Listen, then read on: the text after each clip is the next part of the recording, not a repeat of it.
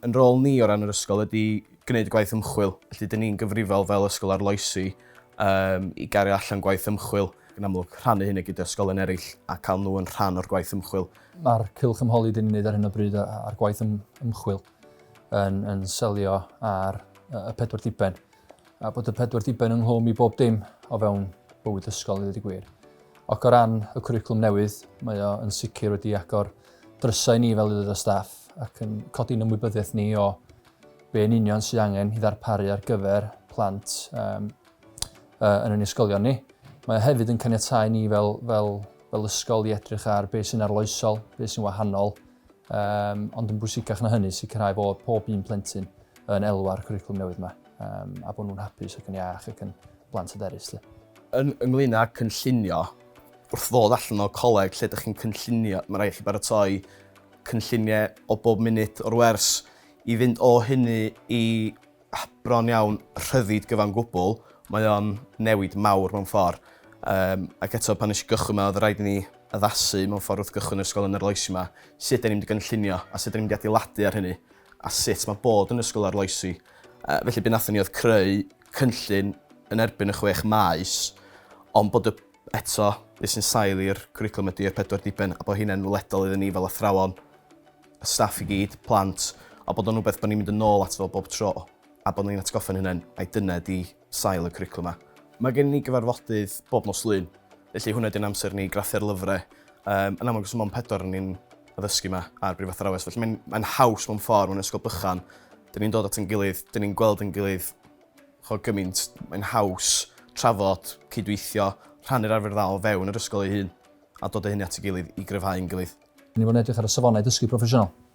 A fel staff, dyn ni'n edrych ar gryfderau staff ac wrth gwrs yr rhain sydd angen meysydd sydd angen i datblygu, ond hefyd fel o Dafydd yn sôn, mae angen edrych ar yr ysgol gyfan hefyd, gweld lle mae'n cryfderau ni a dathlu'r hyn rydyn ni'n gwneud yn dda iawn o fewn yr ysgol, ond hefyd gweld beth sydd angen i wella.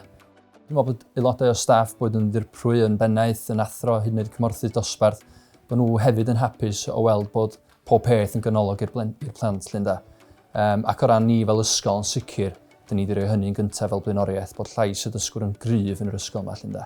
Dwi'n meddwl newid mwyaf ydy'r ffaith wan bod gan y plant berchnogaeth dros dysgu hunain. Dwi'n teimlo rwan bod nhw o'r farn bod hyn yn well, mae nhw'n cael dewis lle yn union maen nhw eisiau mynd. Mae'n golygu bod rhaid i ni fod yn gyfredol i'r hyn sydd yn newid o ddydd i ddydd ac o'n cwmpas ni. A mae'r plant i'w weld yn danos brwdfrydedd.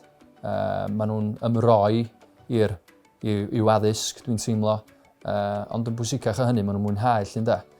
O ran her i ni, does genna i ddim y gwaith mae bob tro wedi baratoi ar ei cyfer nhw, sy'n golygu dipyn o waith ymchwil, dipyn o waith paratoi, ond mae'n cadw fi ar lun yn rhaid hefyd. Dwi'n meddwl bod hynny'n bwysig a bod hynny'n beth iach. Be sy'n braf efo'r cwricwlwm newydd ydy mae o'n galluogi bob ysgol i ymateb i anghenion yr ardal. Felly mae'r cwricwlwm wrth gwrs yn mynd i amrywio o ran y ffordd mae'n cael ei ddarparu yn un ysgol ac un ardal. Mae'n sicr yn galluogi ni fel ysgol yma yn Llanuwchlyn i drafod a gwneud gwaith ar yr hyn sydd wrth draed y plant a hyn sydd yn berthnasol iddyn nhw. Mae hefyd yn galluogi ni i weld yn union ble mae'r brwdfrydedd ac i ddefnyddio hynny i gynllunio hefyd. I fi'n bersonol, eto, does genna i ddim profiad o ddefnyddio y cwricwlwm hyn lot fel ffordd. I fi, mae'n amser andros o gyffroes. Mae'n amser, os ydych chi'n mwynhau eich swydd o ddysgu plant, ffantastig. Mae'r rhyddid na i gyd i chi ddysgu beth ydych chi'n meddwl sy'n bwrpasol. A dwi'n meddwl un peth pwysig dyn ni wedi ddysgu ydy gan Mereid Hopwood lle mae'n deud eich cynefin chi sy'n bwysig, dod o pob peth yn ôl i'r cychwyn. Peidio mynd allan a dysgu am bethau sydd i bwrpas a ydych chi'n meddwl sy'n just ticio'r bocs na, waw, dyn ni wedi gwneud o. Mae eisiau dod o nôl a dysgu'r pethau pwysig i'r plant yma, sydd gyda'r diddordeb. A mae hynny'n gwneud yn waith i'n lot mwy diddorol, a dwi'n lot o busach yn mynd adre hefyd.